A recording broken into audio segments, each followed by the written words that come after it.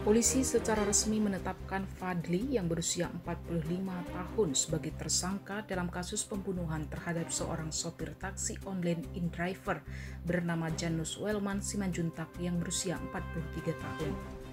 Fadly dijerat dengan pasal 340 KUHP tentang pembunuhan berencana yang mengatur hukuman bagi pelaku yang dengan sengaja dan terencana menghilangkan nyawa seseorang. Selain itu, tersangka yang merupakan warga di Saladang Bambu, Kecamatan Medan Tuntungan, juga dijerat dengan pasal 363 KUHP tentang pencurian dengan pemberatan. Hal ini dikarenakan setelah menghabisi nyawa korban, Fadly membawa kabur kendaraan korban dengan tujuan untuk menguasainya atau menjualnya demi keuntungan pribadi.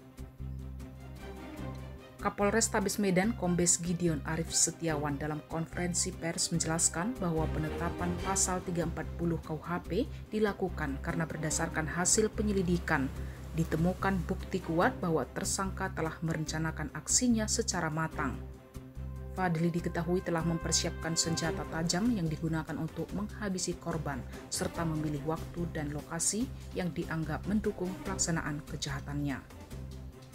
Polisi masih terus melakukan pemeriksaan terhadap tersangka guna menggali lebih dalam motif serta kemungkinan keterlibatan pihak lain dalam aksi kejahatan tersebut. Barang bukti berupa senjata tajam yang digunakan dalam pembunuhan serta barang-barang pribadi milik korban telah diamankan untuk mendukung proses penyidikan lebih lanjut.